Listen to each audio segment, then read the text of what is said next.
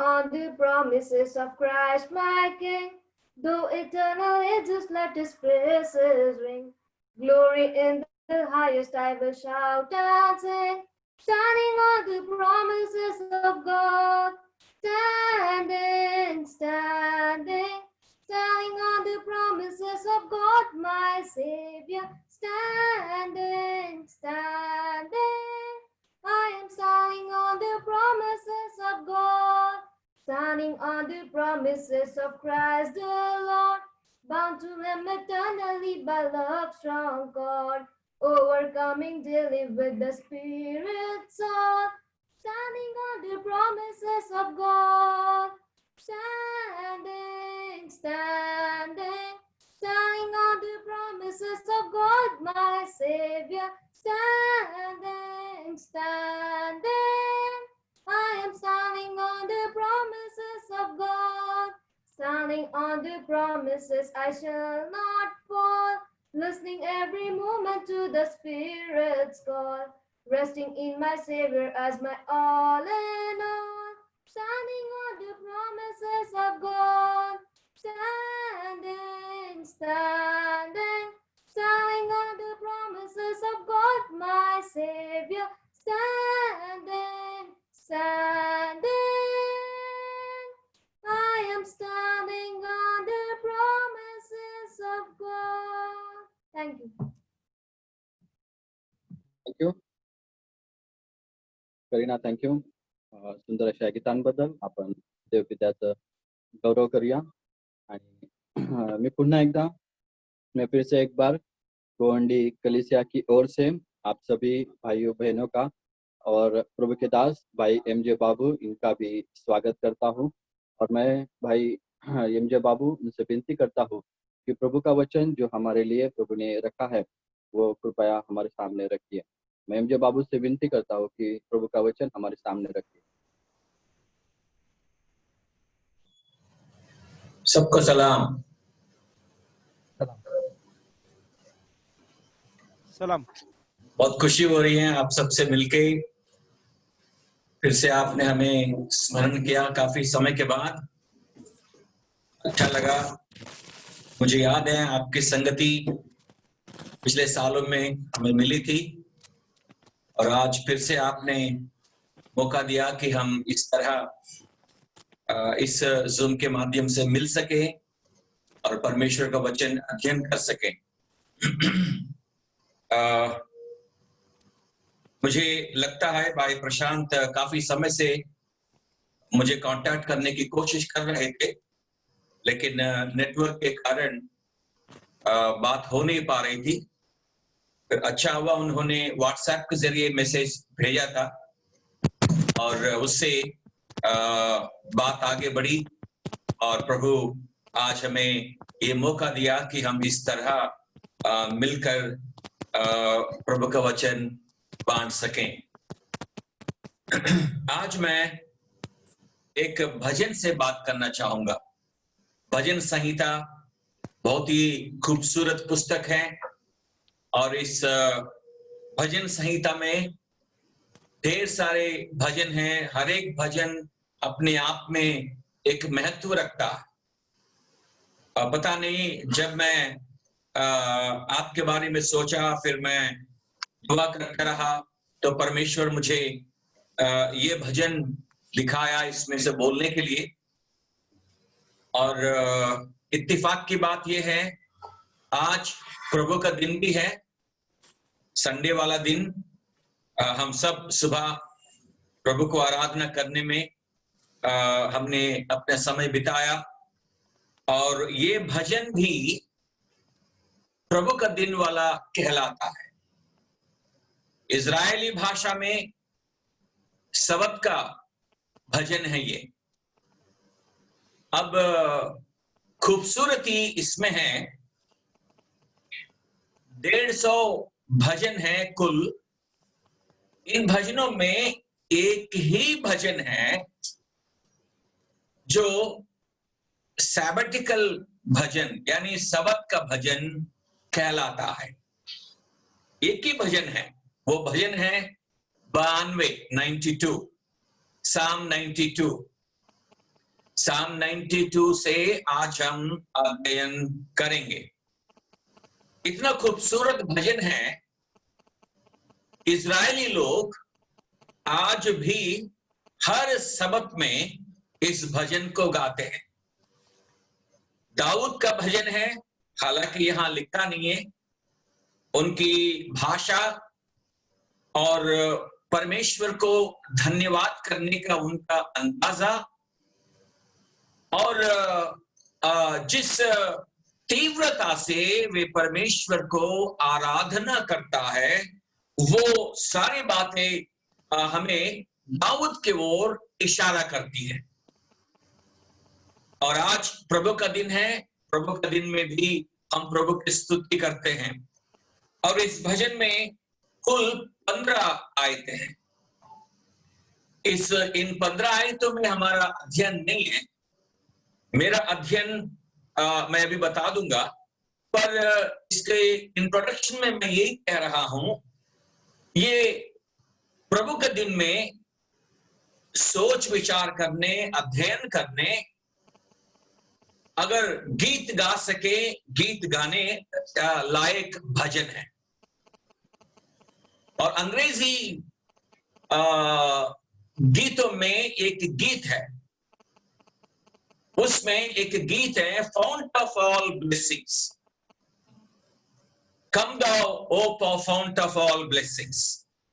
वो गीत कहना यह है कि इस भजन पे आधारित है। लिखने वाला इस भजन से इतना प्रभावित हुआ, इतना प्रेरित हुआ, और वो खूबसूरत इंग्लिश हिम को लिख दिया। और इसके लिए हम प्रभु की स्तुति करते हैं। मेरा विषय ये है, 7 प्रकार की आशीषें आपको और मुझे मिलेंगी इस भजन के जरिए,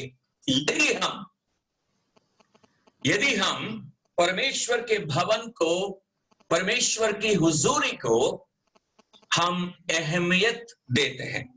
इसका मेरा की वर्स है, इसके लिए की वर्स है 13वां वचन, वर्स 13, 13वां वचन। 13वां वचन है की वर्स इस भजन का। इस पे आधारित मैं 7 आशीषें आपके सामने रखना चाहूंगा। 13वां वचन पढ़ते हैं। मेरा बेटा है, हिंदी में पढ़ के मुझे मदद करेंगे। वे यहोवा के भवन में रोपे जाकर हमारे परमेश्वर के आंगनों में फूले फलेंगे। परमेश्वर के भवन में रहकर फूलेंगे और फलेंगे। जो लोग परमेश्वर के भवन में बने रहते हैं, यानी परमेश्वर के हुजूर में बैठे रहते हैं। दाऊद का एक और भजन है, मेरे ख्याल से साम 58 है, और उसमें एक और बात कह रहा है। साम 58 नहीं है, कौन सा है ये? 50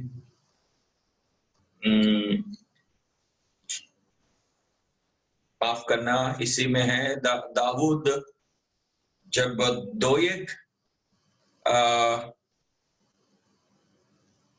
I shall be planted,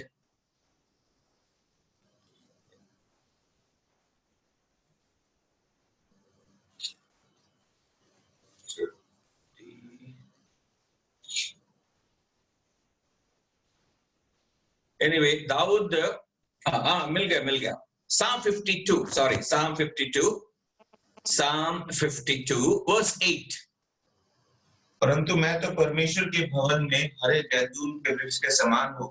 मैंने परमेश्वर की करुणा पर सदा सर्वदा के लिए भरोसा रखा है। दाऊद की इच्छा यह है, मैं परमेश्वर के भवन में जैतून की पेड़ के नाई बना रहूंगा।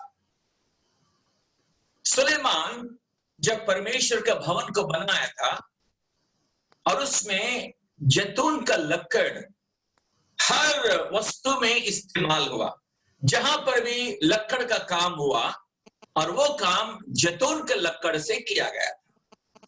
चाहे वो दरवाजे हो, खिड़कियां हो, जहां पर भी लकड़ इस्तेमाल हुआ, जैतून का लकड़ इस्तेमाल हुआ। दाऊद का कहना यह है कि मैं परमेश्वर के भवन में एक जैतून के पेड़ के समान हूं, मैं उसमें बना रहूंगा। राजा होकर भी उसकी इच्छा को देखिएगा। राजा ये नहीं कह रहा है मैं अपने भवन में, अपने महल में बना रहूंगा, पर परमेश्वर के भवन की उसे ख्वाहिश है। एक और भजन में वो सब जानते हैं हम उस वर्ष को भी, साम 27, साम 27 वर्स 4, 27:4, यहोवा से एक वर मैंने मांगा है, जिसके यत्न मैं करता रहूंगा, कि मैं परमेश्वर के भवन में बैठे रहूं और उनकी खूबसूरती को निहारूं। एक वर मैंने मांगा है। अगर वर मांगा भी है दाऊद, कौन सा वर मांगा है? ये नहीं मांगा कि मेरे राज को और बढ़ा, ये फिलिस्ती राज भी, देश भी मेरे राज्य में शरीक हो जाए, चारों तरफ जितने भी देश हैं वे सब मेरे राज्य में शरीक हो जाए। ये नहीं मांगा उसने। धन दौलत नहीं मांगा, लंबी आयु नहीं मांगी, और क्या कह रहा है? एक ही वर मैं मांगता हूं, और जिसमें यत्न भी करता हूं, लगा रहूंगा, वो ये है मैं परमेश्वर के भवन में बैठे रहूं। परमेश्वर के भवन में बैठकर क्या करना? उनकी खूबसूरती को निहारो। हम सब परमेश्वर के भवन में जाते हैं। परमेश्वर के भवन मतलब कोई भी मीटिंग है, इतवार का दिन आराधना सभा हो, बाइबल अध्ययन की सभा हो, या प्रेयर मीटिंग की सभा हो, या आजकल इसके द्वारा, जूम के द्वारा हम लोग प्रभु का वचन सुन रहे हैं। ये भी एक मीटिंग है। परमेश्वर की उपस्थिति हमारे बीच में है। जहां परमेश्वर की उपस्थिति है वो परमेश्वर का भवन कहलाता है। अब हम बैठे हैं, यहां बैठकर कितने होंगे हम में से कितने लोग होंगे इस वचन पर ध्यान लगाने वाले? बहुत ही कम होंगे। अब मुझे नहीं मालूम, आप सबके वीडियोस बंद हैं, बस 2-3 लोगों की वीडियो खुली हैं, सबके वीडियो बंद हैं। अब पता नहीं क्यों बंद करके रखा है। इसका कारण यह है, वीडियो बंद किया और पीछे से आप कुछ भी कर ले। जब हम बोलते हैं सामने है कि नहीं पता नहीं चलता। ये मुझे अच्छा नहीं लगता। मैं आपके साथ, मुझे फ्रीडम है इसलिए मैं बोल रहा हूं। वीडियो जो ऑन कर सकते हैं वो कर लीजिए ताकि मैं आपको देखूं। परमेश्वर के भवन में बैठे रहूं और उनकी खूबसूरती को निहारूं। हर मीटिंग में जब हम बैठते हैं, परमेश्वर की ओर से परमेश्वर की खूबसूरती को हम पा सके। जब वचन हम सुनते हैं, वचन में से परमेश्वर के महत्वपूर्ण बातों को सीखना, परमेश्वर से महत्वपूर्ण बातों को सीखना और उनकी महिमा करना हमारा कर्तव्य है। मैं बार बार कहता हूं दोस्तों, हम ऐसा कोई काम ना करें सिर्फ नाम के वास्ते। सिर्फ नाम के वास्ते कोई काम हम ना करें। हर काम के पीछे मतलब हो, ध्यान हो, मन हो। दाऊद कहता है मैं परमेश्वर के भवन में बना रहा हूं। और हमारे लिए हर मीटिंग, चाहे वो प्रभु का दिन का आराधना सभा हो, बाइबल अध्ययन की सभा हो, या प्रार्थना सभा हो, या कोई भी सभा हो, विश्वासियों के लिए हर मीटिंग महत्व रखता है। अपने अपने जगह है हर मीटिंग के महत्व। हर मीटिंग में हम कुछ पाते हैं प्रभु की महिमा करने के लिए। दाऊद यहां कह रहा है, मैं परमेश्वर के भवन में बना रहूं। अब देख लीजिए 13वां वचन, वापस आइएगा 92 साल में, क्या कहता है? वे जो परमेश्वर के भवन में बने रहते हैं, क्या आशीष है? वे फूलेंगे और फलेंगे। परमेश्वर के भवन में जो बने रहते हैं, वे फूलेंगे और फलेंगे। ये आशीष है। और कोई क्या चाहता है? फलवंत जीवन, एक शब्द में कह सकते हैं, फलवंत जीवन। आपको और मुझे फलवंत जीवन चाहिए। विश्वासी जीवन में फलवंत जीवन हम पाना चाहते हैं। सीक्रेट है, परमेश्वर के भवन में बने रहो, परमेश्वर के हुजूर में समय बिताओ, परमेश्वर की संगत में बने रहो। ये प्रभु हमें सिखा रहे हैं। 7 आशीषें हैं इस भजन के अंदर। 7 प्रकार की आशीषें हैं जो मैं आपके सामने रखना चाहूंगा। जो व्यक्ति परमेश्वर के भवन में बना रहता है। नंबर 1, पहली आशीष, फर्स्ट ब्लेसिंग। 14 वचन पढ़िए, वर्स 14, फर्स्ट लाइन। वे पुराने होने पर भी फलते रहेंगे। पुराने होने पर भी फलते रहेंगे। पुराने, हिंदी में पता नहीं क्यों कुछ अलग सा शब्द प्रयोग हुआ। इंग्लिश में ओल्ड, बुजुर्ग, वृद्धावस्था में भी फलते रहेंगे। आई बात समझ में? बूढ़े होने पर भी, उम्र बढ़ने पर भी वे फूलते रहेंगे। मतलब बूढ़े होने पर भी फलवंत बने रहेंगे। पहली आशीष कहां से? परमेश्वर के भवन में बैठे बैठे उनकी उम्र निकल गई, उनकी उम्र गुजर गई, परमेश्वर की उपस्थिति में बने रहे। मेरे मतलब ये नहीं है आप जाके आपके जो भी असेंबली हॉल है वहां पे अपना डेरा बना लीजिए ना। जैसे मैंने पहले कहा था, परमेश्वर के हुजूरी में बैठना ही हमारे लिए परमेश्वर का भवन, परमेश्वर के साथ संगत करना।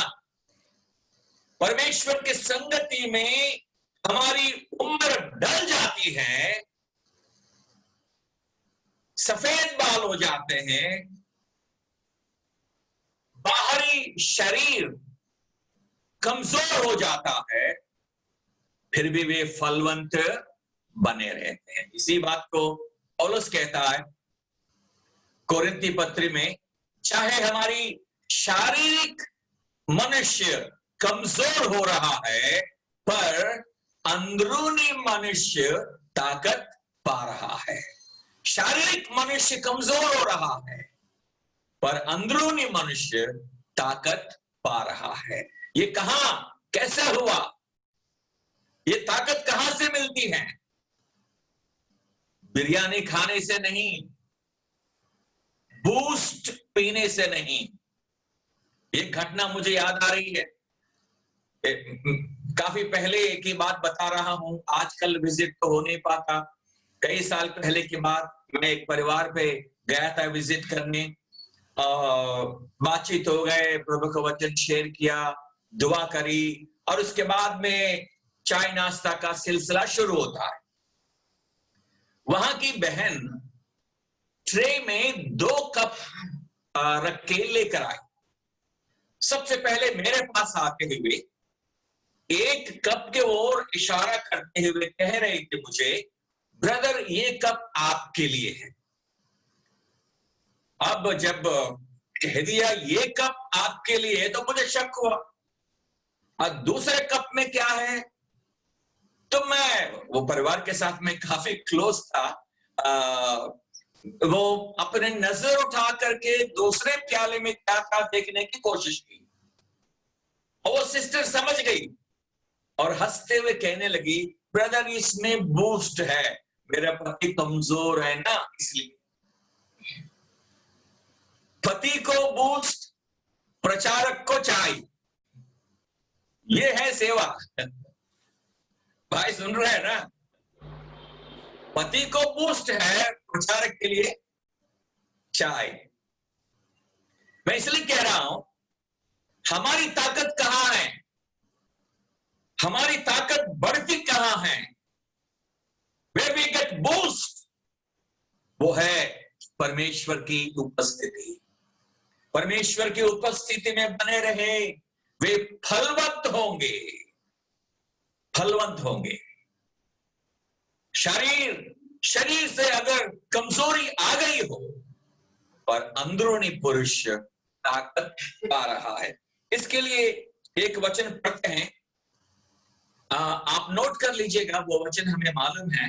यहोशू की पुस्तक Joshua chapter 14 10 and 11 versus. Joshua 14 10 and 11 versus. यहां कालेब कह रहा है, कालेब यहोशू से कह रहा है, कब मैं 80 साल का हो गया हूं, 80 years, 80 साल का हो गया हूं,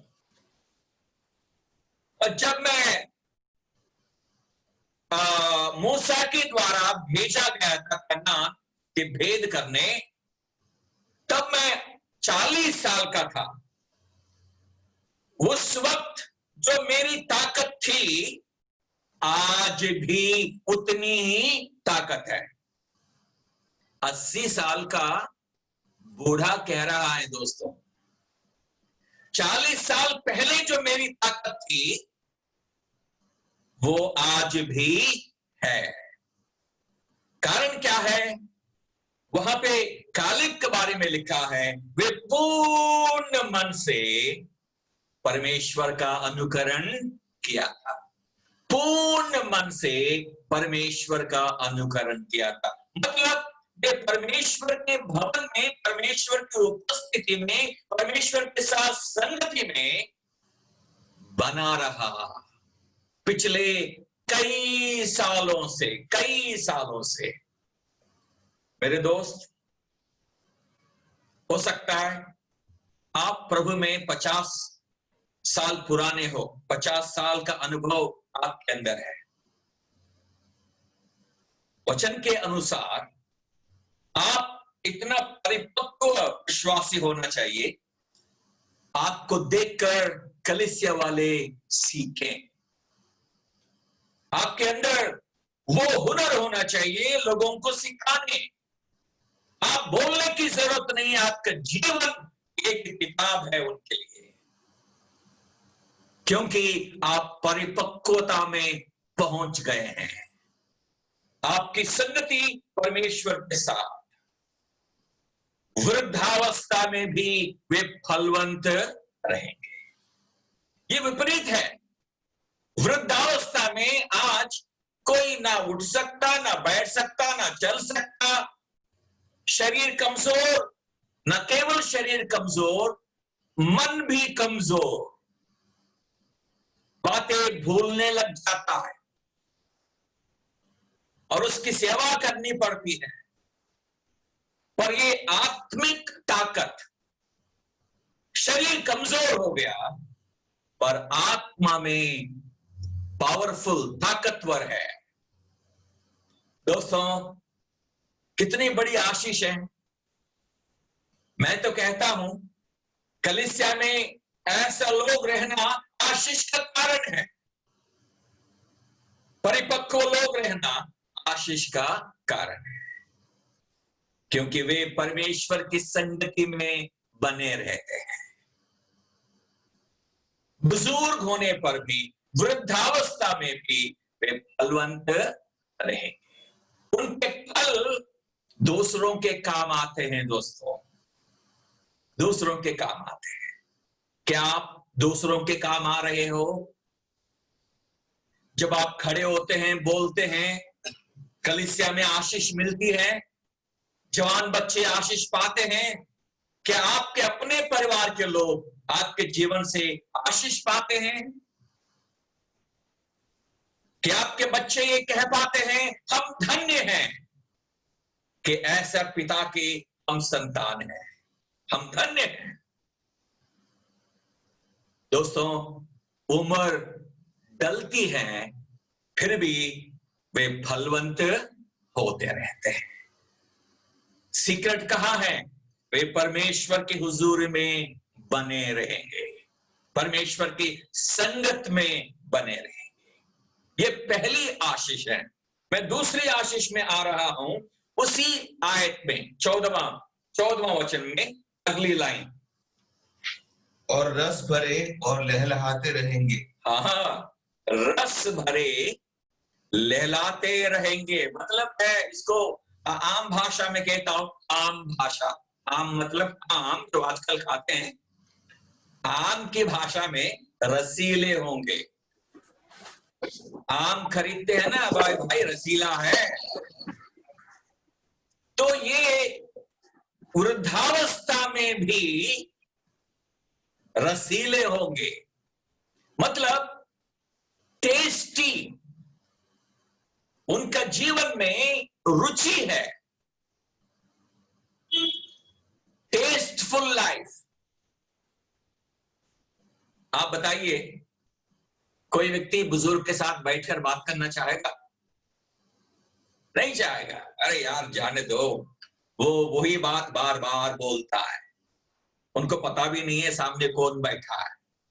बुजुर्गों को हम अवॉइड करने की कोशिश करते हैं। मैं उन बुजुर्गों की बात नहीं कर रहा हूं, यहां का बुजुर्ग की बात कर रहा हूं, जो परमेश्वर की उपस्थिति में बना रहता है, जो फलवंत रहता है। हम कोशिश करते हैं उनके साथ संगति करने। हम शुक्र करते हैं हमारे असेंबलीज में, ब्रदरन असेंबलीज में ऐसे बुजुर्ग लोग कई अनेक हैं, जिनके यहाँ बैठकर समय बिताना पसंद करते हैं।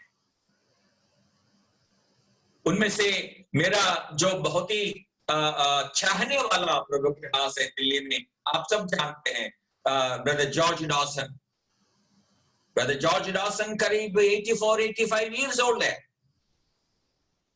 पर अभी भी हमें से हर कोई जाकर उनके साथ बैठकर बात करना चाहते हैं, इच्छा होती है, और उनके साथ बैठेंगे तो समय का पता नहीं चलता,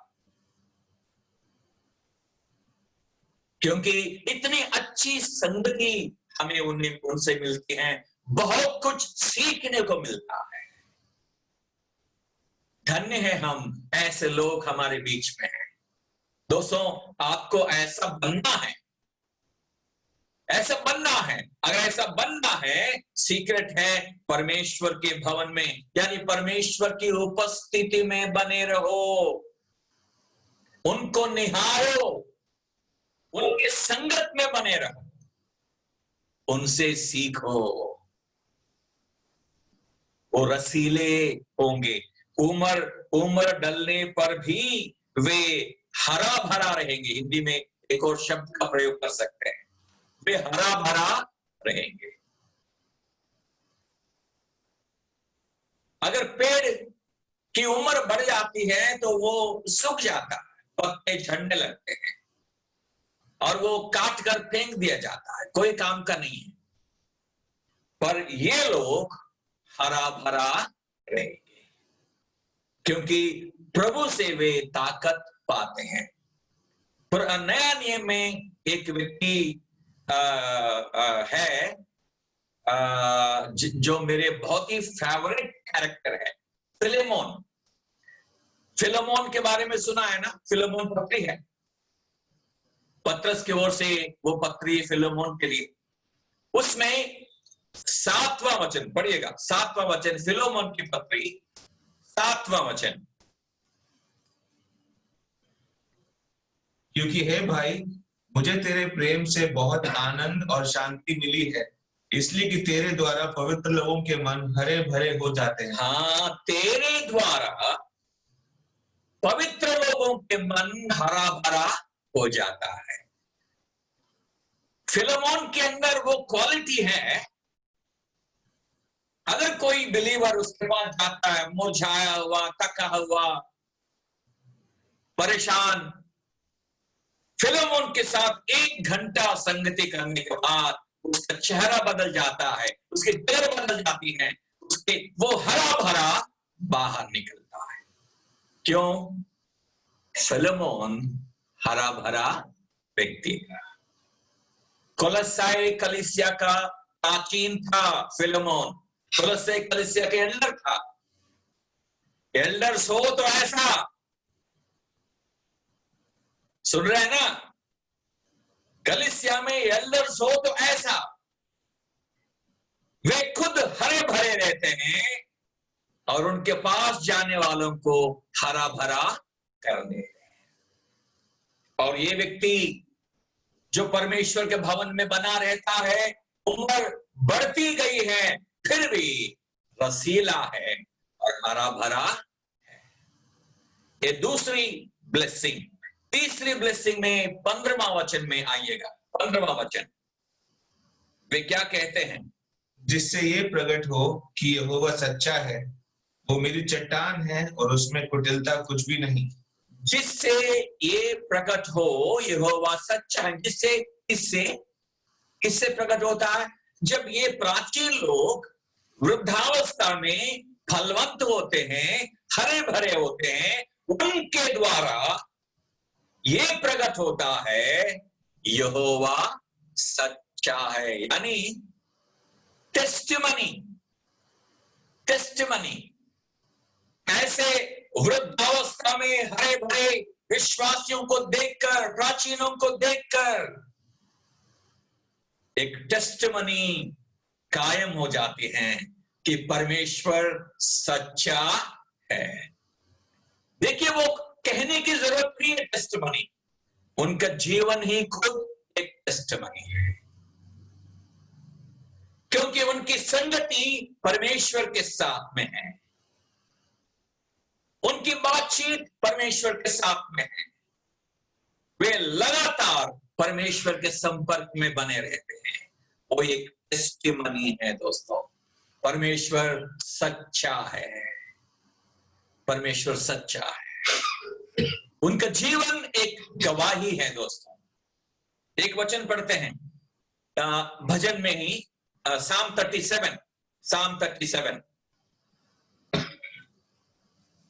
verse 25। मैं लड़कपन से लेकर बुढ़ापे तक देखता आया, परंतु ना तो कभी धर्मी को त्यागा हुआ और ना उसके वंश को टुकड़े मांगते हुए देखा है। बूढ़े होते तक मैंने देखा है, परमेश्वर अपने लोगों को छोड़ता नहीं। ये गवाही है। ये बुजुर्ग लोग वृद्धावस्था में आने के बावजूद परमेश्वर के संगत में बने रहते हैं, परमेश्वर से त्यागा नहीं है। ना इन लोगों ने परमेश्वर को त्यागा, ना परमेश्वर उन्हें त्यागा। कम्युनिकेशन, कम्युनियन, फेलोशिप परमेश्वर के साथ बना रहता है। दोस्तों, क्या ही धन्य है वो व्यक्ति जो परमेश्वर के भवन में बना रहता है, यानी उनकी संगति में बढ़ता रहता है। और उसके बाद चौथी ब्लेसिंग में मैं आ रहा हूं। चौथी आशीष है 12वां वचन का पहली लाइन। 12वां वचन पहली लाइन, धर्मी लोग खजूर के समान फूले फलेंगे। धर्मी लोग खजूर के समान फूलेंगे फलेंगे। धर्मी लोग खजूर के समान फूलते हैं, फलते हैं। खजूर की एक लक्षण है, आप गल्फ कंट्रीज में जाने से पता लगेगा कि वो पेड़ जितना ऊपर है उतना जमीन के नीचे भी है। उसके जड़ बहुत ही मजबूत हैं। आंधी आए, तूफान आए, वे हिलते नहीं, आंधी तूफान आने पर भी हिलते नहीं, क्योंकि उनकी जड़ बहुत ही मजबूत है, मानो उस मकान की तरह जो चट्टान पर बनाया गया था। प्रभु यीशु ने स्वयं दो उपमा बताया ना पहाड़ी संदेश में। एक आदमी चट्टान पर अपना मकान बनाया, एक आदमी रेतीले जमीन पर मकान बनाया। आंधी आए, तूफान आए, अब रेत में जो मकान बना वो ढेर हो गया, और चट्टान पे जो मकान बनाया गया वो स्थिर रहा, अटल रहा। और वो व्यक्ति ये है, उनके जड़ मजबूत हैं दोस्तों, उनके जड़ मजबूत हैं, वो हिलते नहीं। हवा का झोंका आया, उधर चले गए, उधर से इधर गए, नहीं, उनके जड़ मजबूत है। हमारे असेंबलीज में जो टेस्ट पाने के बाद, हमारे यहां के डॉक्ट्रिनल पैटर्न देखने के बाद, कलीसिया के अभ्यास देखने के बाद, कलीसिया में जो व्यक्ति जुड़ जाता है वो बाहर कहीं टिक नहीं पाता, एडजस्ट हो नहीं पाता। कारण ये है, हम अच्छी तरह जानते हैं, यहां हमारे जड़ मजबूत है, यहां सही तालीम दिया जाता है और उसे अब प्रैक्टिस किया जाता है, अभ्यास किया जाता है। दोस्तों, हर एक विश्वासी के लिए जरूरी है सिद्धांत में वो जड़ पकड़ कर रहे, मजबूत रहे। और आजकल बहुत गलत शिक्षाएं फैल रहे हैं हर जगह, हर कोने में एक न्यू डिनोमिनेशन, दिल्ली शहर हो या बॉम्बे शहर हो, आप अच्छी तरह जानते हैं, हर नुक्कड़ में एक डिनोमिनेशन, एक नया नाम दे दिया, Holi child ministry, Holi child ministry, little Christ ministry, चाहे कोई नाम दो, लेकिन जो व्यक्ति परमेश्वर में, परमेश्वर का वचन में जड़ पकड़ चुका है, वो व्यक्ति हिलेगा नहीं, इधर उधर नहीं जा सकता। कोलोसियों को लिखते हुए पौलुस क्या कह रहा है? कोलोसियों की पत्री दूसरा अध्याय, कोलोसियों की पत्री दूसरा अध्याय 6 और 7 आयतें पढ़िएगा। जैसे तुमने मसीह यीशु को प्रभु करके ग्रहण कर लिया है, वैसे ही उसमें चलते रहो और उसी में जड़ पकड़ते और बढ़ते जाओ, और जैसे तुम सिखाए गए वैसे ही विश्वास में दृढ़ होते जाओ और अधिकाधिक धन्यवाद करते रहो। हाँ, ये बहुत जरूरी है दोस्तों। जैसा तूने प्रभु यीशु मसीह पर विश्वास किया और जैसे तुम्हें प्राथमिक तालीम दी गई है, जो बातें तूने सीखी है शुरू में, उन्हीं बातों में जड़ पकड़कर परमेश्वर के धन्यवाद करते हुए आगे बढ़ते जाओ। ये हम सबके लिए बहुत जरूरी है।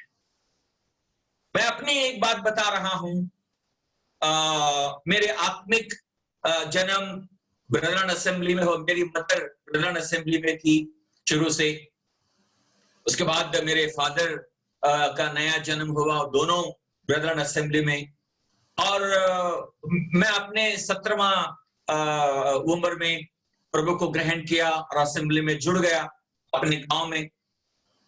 और ग्रेजुएशन पूर्ति होने के बाद मैं दिल्ली आया, मेरठ गया था वहां पे एमए करने के लिए। प्रभु अपनी इच्छा से मुझे नॉर्थ लेकर आया, हालांकि मैं आंध्र प्रदेश का रहने वाला हूं, प्रभु की इच्छा थी। और वहां अपने यूनिवर्सिटी की पढ़ाई के दौरान प्रभु मुझे फुल टाइम मिनिस्ट्री में बुलाया, और उन दिनों में मैं बक्सिंग असेंबली के साथ जुड़ा हुआ था, उनके साथ काफी प्यार मिला और मुझे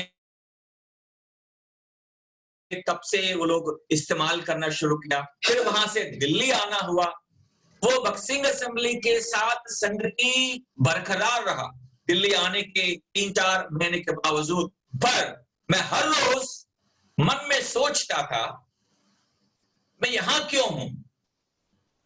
मैं यहां का नहीं हूं, मुझे कहीं और जाना चाहिए। दुआ करता रहा। एक समय आने पर मैं उन्हें साफ साफ कह दिया था कि वो लोग चाहते थे, दिल्ली में एक जगह है तिलक नगर, वहां बक्सिंग असेंबली है एक, उसका इंचार्ज मुझे बनाना चाह रहे थे। तब मैं 1983 की बात बता रहा हूं, 1983। फिर मैंने उन्हें समझा दिया, ये मेरा मूल नहीं है, क्योंकि यहां सिद्धांत सही नहीं है। मैं वापस अपनी असेंबली में जा रहा हूं। उनसे कह के मैं जब वापस आया, लंबी सांस मैंने ली और मुझे अच्छा लगा, ऐसा लगा कि मैं अपने घर आके बैठ गया। सुकून मिलता है दोस्तों, क्योंकि जहां हमने प्रभु को ग्रहण किया, जिस विश्वास में बढ़ा, जिस सिद्धांतों को हमने पा लिया और उसमें हम जड़ पकड़ चुके हैं, कहीं और एडजस्ट हो नहीं सकते।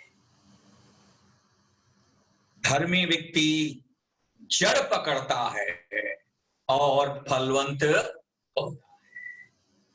चाहे कितने भी प्रकार के तूफान आने दो, आंधी तूफान आने दो, परेशानी आने दो, मिसअंडरस्टैंडिंग्स आने दो, मनमुटाव होने दो, हम कलीसिया को नहीं छोड़ते। आजकल कितने हैं जरा सी बात को लेके कलीसिया को छोड़कर जाने वाले और बाहर जाके हमारी बदनामी करने वाले। शर्म की बात है ये। मतलब सच्चाई में उनको सही सीख नहीं मिली और ये व्यक्ति फलवंत होता है, जड़ पकड़ता है और उसमें बना रहता है। अब मैं 5वें उसमें आ रहा हूं, उसी आयत में 12वां आयत में अगली लाइन, और लबनोन के देवदारों के समान बढ़ते रहेंगे। हाँ, खजूर की तरह फलते रहेंगे, 4वीं आशीष है। और 5वीं आशीष ये है, लबनोन के देवदार देवदार, लेबनोन के देवदार की तरह बढ़ते रहेंगे। देवदार वृक्ष, लेबनोन का देवदार वृक्ष बहुत ही मशहूर है। उसकी एक खासियत है, देवदार की एक खासियत वो ये है, हर मौसम को वो झेल लेता है, हर मौसम को झेल लेता है, चाहे कैसे भी तूफान आने दो, हर मौसम को झेल लेता है। कितनी बड़ी आशीष है दोस्तों। आज हम प्रभु में हैं, प्रभु में स्थिर हैं और कलीसिया में बने हैं। क्या इसका मतलब ये है कि हमने उतार चढ़ाव अपने जीवन में नहीं देखे? नहीं, हमने भी उतार चढ़ाव देखे हैं। जैसा पौलुस कहता है, हमने भी चोट खाई है, गैर मसीहों से और अपनों से। पौलुस तक को नहीं छोड़ा लोगों ने। आप और हम क्या चीज होते हैं? पौलुस की बात छोड़िए, प्रभु यीशु को नहीं छोड़ा। वे अपनों के पास आए, अपने उन्हें पहचाना नहीं, प्रभु को नहीं छोड़ा। और आप और हम क्या चीज है? कुछ भी नहीं है। ये हो सकता है, होते हैं, हमारे खिलाफ बोलने वाले होंगे, हमें घृणा करने वाले होंगे, हमें मिसअंडरस्टैंड करने वाले होंगे, अलग अलग प्रकार के लोग होंगे, होने तो कोई नहीं, पर हम हिलते नहीं, क्योंकि देवदार वृक्ष का लक्ष्य ये है, लक्षण ये है, हर मौसम को वो झेल लेता है। मैं वो पढ़वाना नहीं चाहूंगा, क्योंकि आप नोट कर लीजिएगा। 2 Corinthians chapter 11, 2 Corinthians chapter 11, 21 to 31। पौलुस अपने जीवन में जो कष्ट सहे हैं उसमें वो लिस्ट दे रहा है, किस प्रकार के सताव उसने पाया, और उसी पोर्शन में वो कह रहा है, अपने भाइयों से और गैरों से मैंने मार खाई है, धोखा मुझे मिला है। दोस्तों, फिर भी पौलुस अंत तक स्थिर रहा और कहा, मैं अपने विश्वास को कायम रखा, अच्छी कुश्ती मैंने लड़ी है और मैं अपनी दौड़ पूरी कर ली है। दोस्तों, कारण क्या था? परमेश्वर के संगत में बना हुआ था, परमेश्वर के संगत में बना हुआ था, आशीष के कारण। अब छठा आशीष में हम आ रहे हैं, 10वां वचन में सेकंड पार्ट, सेकंड लाइन। मैं टटके तेल से चुपड़ा गया। पता नहीं हिंदी में कैसा लिखा है, लिखा है I shall be anointed with fresh oil. Fresh oil. मैं हर रोज फ्रेश ऑयल से अभिषेक किया जाता हूं, हर रोज मैं अभिषेक पाता हूं। कौन है ये? उम्र में बढ़ चुका है, उसकी उम्र गुजर गई है, फिर भी वो क्या कह रहा है? मैं फ्रेश, हर रोज फ्रेश ऑयल, ताजगी से मैं अभिषेक किया जाता हूं। उनके चेहरे को देखिए, ऐसे लोगों के चेहरा देखिए, क्या आनंद मिलता है, क्या खुशी मिलती है। जरा भी कहीं ना कहीं दुख का साया नजर नहीं आता, निराशा का साया नजर नहीं आता, खुशहाल होते हैं। पढ़िएगा, 1-2 वचन पढ़ते हैं।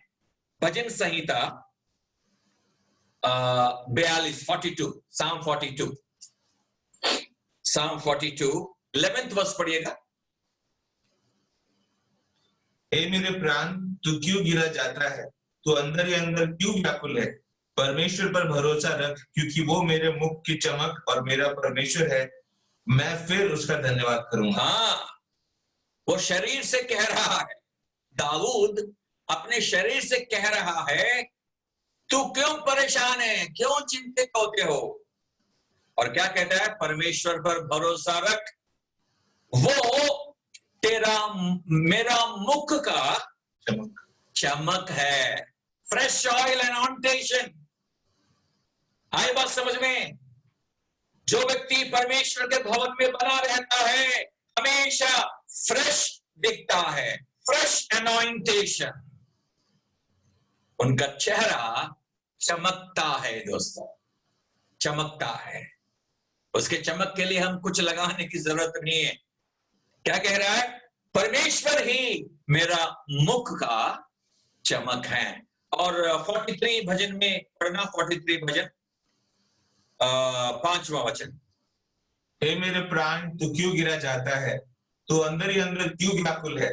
परमेश्वर पर भरोसा रख, क्योंकि वो मेरे मुख की चमक और मेरा परमेश्वर है। हाँ, फिर से कह रहा है, अपने शरीर से कह रहा है, परेशान ना हो, थक ना जा, उदास ना हो, परमेश्वर मेरा मुख का चमक है।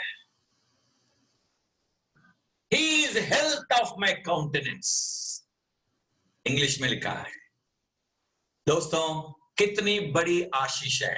वो व्यक्ति जो परमेश्वर के संगत में बना रहता है, वो ना केवल फलता फूलता है, ना केवल हरा भरा रहता है, ना केवल उनकी गवाही मिलती रहती है, ना केवल वो जड़ पकड़ कर रहता है, ना केवल उनका चेहरा, बल्कि उनका चेहरा चमकता है।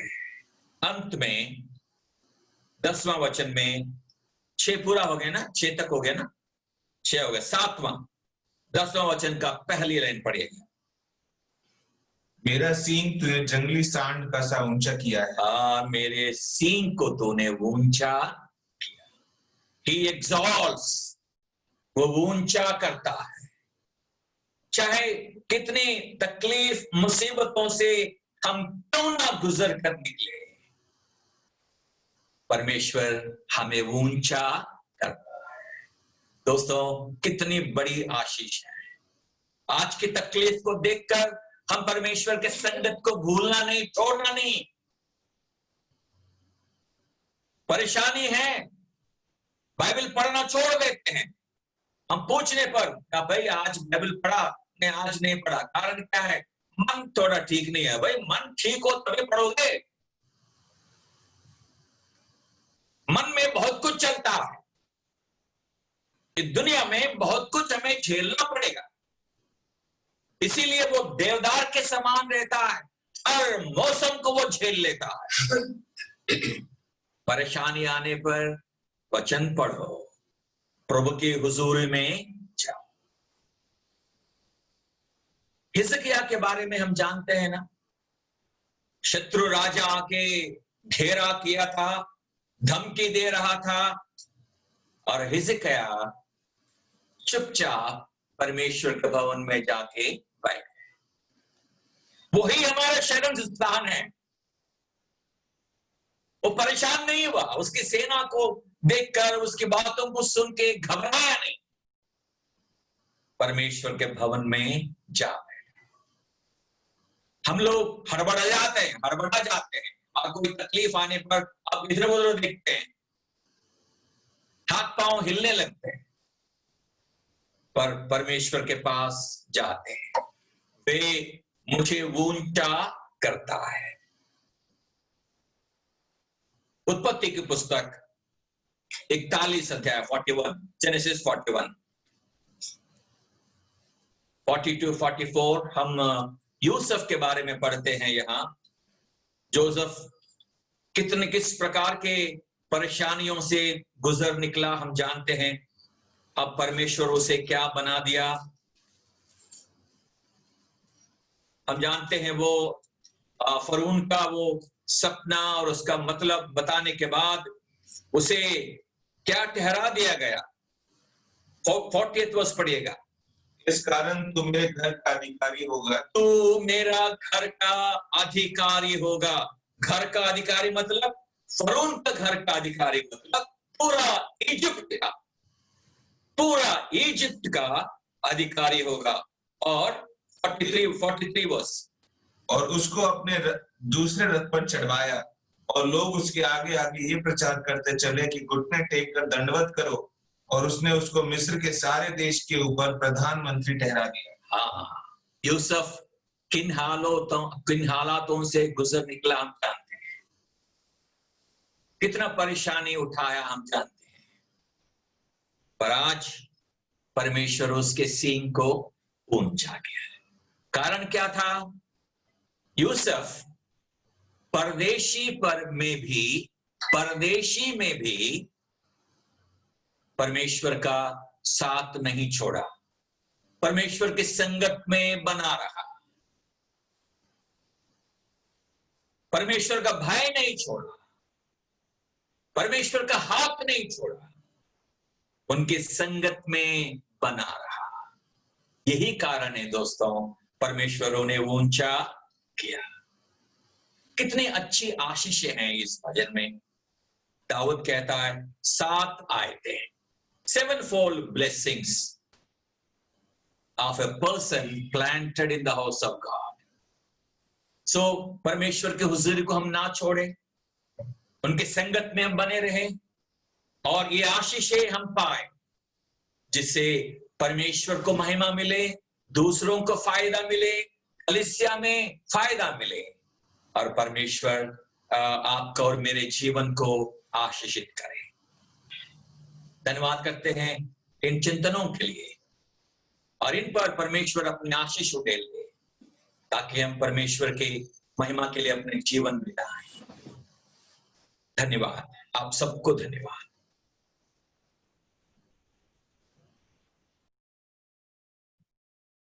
Thank you uncle. फिर से एक बार उस परमेश्वर का धन्यवाद करते हैं कि आज के शाम के समय में प्रभु के दास भाई MJ बाबू के द्वारा सुंदर से विचारों के साथ हमें भर दिया गया है। सच में परमेश्वराच्या घरात राहणं हे किती अद्भुत असं आहे आणि किती चांगलं आहे। जर परमेश्वराच्या घरात राहिलो तर पुष्कळ असे आशीर्वाद, 7 आशीर्वाद आज तुमच्या आणि माझ्या समोर ठेवलेले असे आहेत।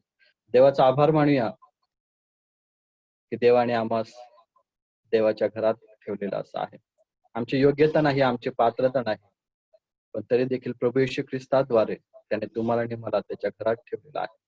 त्याबद्दल प्रभूच्या नावाला धन्यवाद देऊया. मी पुन्हा एकदा गोवंडी कलीसिया की ओर से और आप सभी की ओर से प्रभु के दास भाई एमजे बाबू का तहे दिल से शुक्रिया अदा करता हूँ कि प्रभु में दिया हुआ इनविटेशन उन्होंने स्वीकार किया और आज हमारे बीच में आकर जो प्रभु की वचन की सेवकाई की, इसके लिए भी मैं उनका धन्यवाद करता हूँ। और आज हमारे बीच में बहुत सारे नए भाई और बहन हैं, मैं उन सभी का भी स्वागत करता हूँ। हम लोग रोज शाम को 6 बजे प्रभु के वचन के साथ बैठते हैं। अलग अलग सेवक हमारे बीच में आकर हमें अगुवाई करते हैं। हम इस सभा को समाप्त करने वाले हैं। प्रार्थना के साथ हम समाप्त करेंगे। फिर से एक बार प्रार्थना की जो विषय है वो विषय को याद रखिए। जो कोरोना वायरस की महामारी है, जो हमारे विश्वासी भाई जो इससे जकड़ गए हैं, उनके लिए भी प्रार्थना में याद रखिए कि प्रभु ने उन्हें छुटकारा